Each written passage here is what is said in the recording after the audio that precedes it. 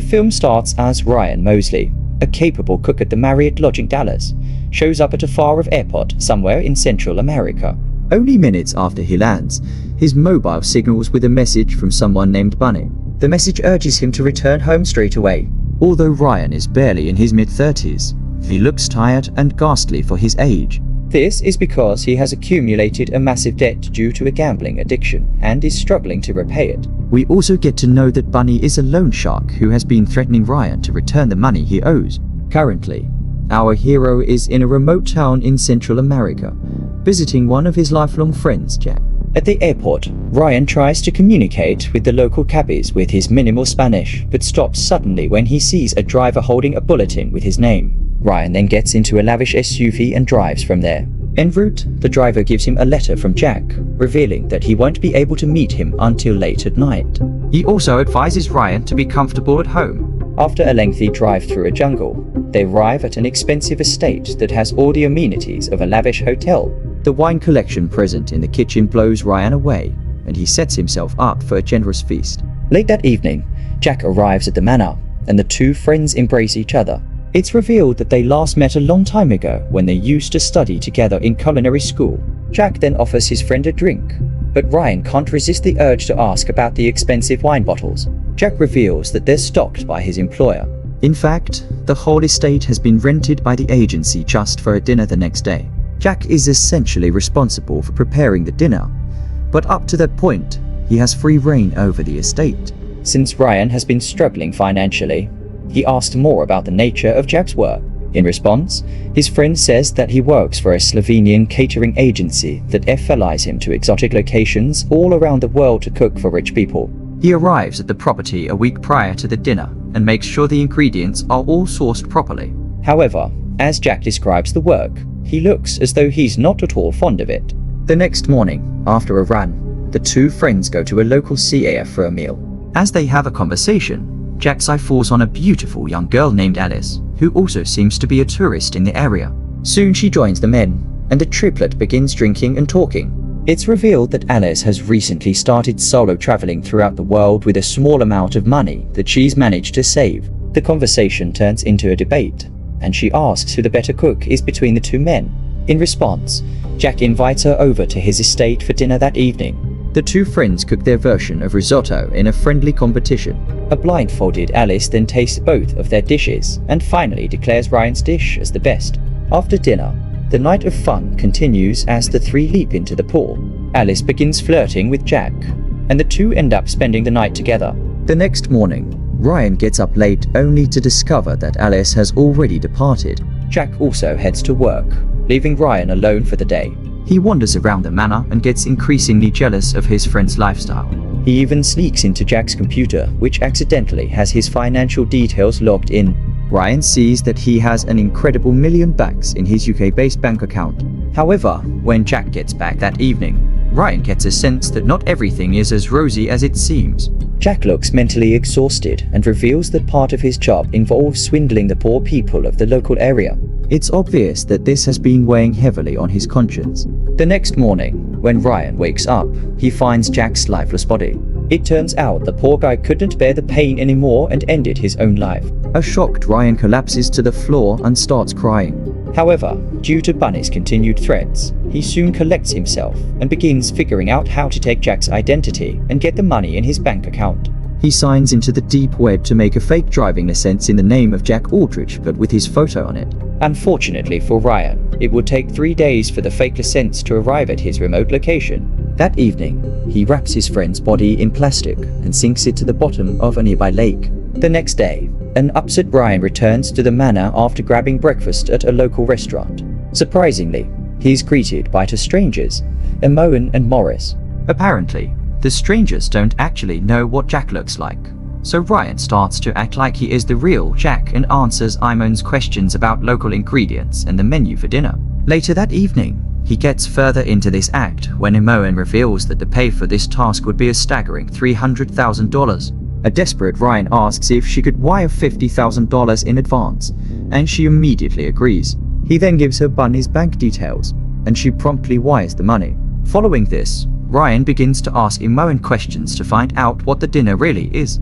A seemingly annoyed Emoan asserts that he should have been aware of everything, but nonetheless, she reveals that the dinner has 4 courses and a dessert, which is especially requested to be a tongue dish. Confused, Ryan says he hasn't sourced the ingredients yet and blames it on his poor Spanish. This worries Emoan, so she asked Maurice to accompany Ryan to source the ingredients immediately, as the dinner is only 2 days away. Later, as Maurice drives Ryan to the town market, a shocking truth comes out. The dinner ingredient is supposed to be human flesh, and it must be sourced from a healthy local resident. A seemingly nervous Ryan says he can't source the ingredient right away, and needs to pause and rest. Thus, Emoan tells him to relax and return after the church mass the next day.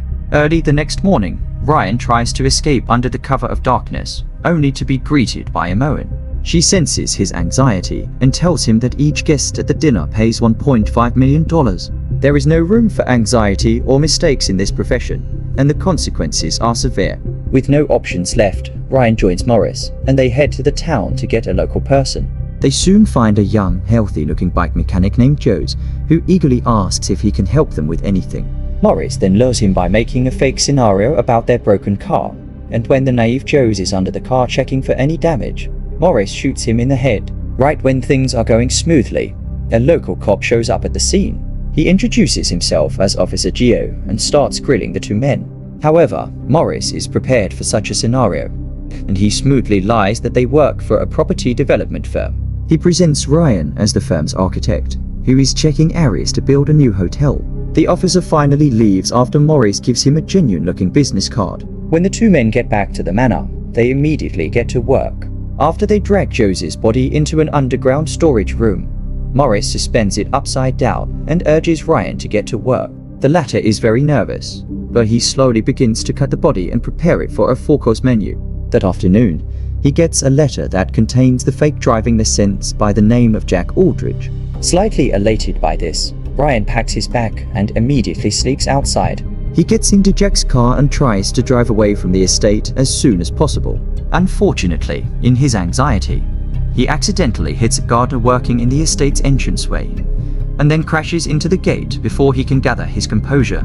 Again, Maurice shows up at the scene and asks what's going on. Despite the fact that Ryan attempts to gloss over it as a handbrake failure, Maurice realizes he was attempting to escape.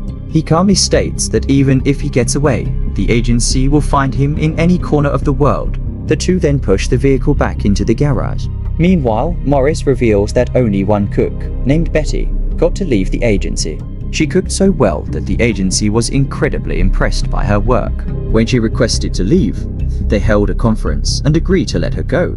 After hearing this, Ryan becomes hopeful, so he decides to give the job everything he has. In the next scene, he prepares an elaborate dinner menu. Later that day, he uses all his culinary experience to create delicate dishes and saves the tongue for dessert, as requested by one of the guests. That night, the main guests begin to filter into the estate, which is now guarded by private security. Emoan serves them the expensive wine that Ryan had seen when he first arrived. However, the night takes a dark turn when Officer Gio shows up at the manor with Detective Ruiz, a cunning and sharp-tongued man. Ruiz tells Emoan that they're looking for a missing person named Joes. The detective inquires about Maurice, showing the business card he'd left with Gio the day before. She tries to divert the topic, saying Maurice is currently out and will only return an hour later. However, Ruiz insists on waiting, as he has a lot of time on his hands. As the conversation continues, Ruiz requests to meet the American architect who is supposedly with Maurice. With no options left, Emoan reluctantly takes the 2 to meet Ryan, who is busy with dinner prep. Ruiz immediately senses that something is off, so he starts asking Ryan specific questions about architecture and building materials. Ryan tries his best to come up with answers, but most of them make no sense, which only deepens Ruiz's suspicion. Following this, Emoan pulls Ryan aside and scolds him for not having basic knowledge about architecture. It turns out the agency that hosts these barbaric meals gives its chefs 3 options for a fake profession: architecture, movie production, or property development. They require the chefs to be well versed in the professions. However, Emoan lets Ryan off the hook, as the dinner has already started. Elsewhere, Detective Ruiz tastes Ryan's soup and absolutely loves it. He then goes to the dining room, where several guests are posing as investors. He shows them the photo of Joe's and asks if anyone has seen the young man. Although most of the guests say they haven't, one of them, a Japanese tycoon named Nashikoto, requests that Ruiz stay for dinner. Seeing this, Imoen pulls him aside for a private conversation and asks what he's doing. Nashikoto explains that the thrill of being caught only makes their savage meal taste better. Since he's a rich and regular guest, Imoen allows him to proceed with his plan. Following this, the dinner begins, and Ryan serves an array of incredible dishes. All of the guests, including Ruiz, absolutely love his cooking and shower him with praise. All of a sudden, Alice shows up at the back door of the estate. She wants to meet Jack, and Imoen reluctantly takes her to the kitchen where Ryan is cooking. Alice doesn't reveal his true identity, but starts suspecting that Ryan has harmed Jack and taken his place when she sees the blood dish he's currently cooking. She gets frightened and decides to leave. Outside, her car stalls, and she has to call Maurice for help. Unfortunately for Alice, she has seen too much, and the ruthless Maurice takes her life. Meanwhile, the dinner reaches its end, and the guests request dessert. Ruiz is disgusted when he sees the tongue, so he simply asks for the sorbet. After serving everyone else, Ryan writes a message on a napkin asking Ruiz to meet him in the bathroom. He then sneaks it to the detective while giving him the sorbet. Minutes later, Ruiz excuses himself to the bathroom where Ryan has been waiting for him. Unable to take the pressure any longer, he confesses everything, from Joe's murder to the dinner being cannibalistic. Although Ruiz gets queasy at first, he composes himself and returns to the guests. He then waves them goodnight and starts to leave. However, he sneaks into the estate's garden where Ryan meets him. The two then quietly head to the underground basement.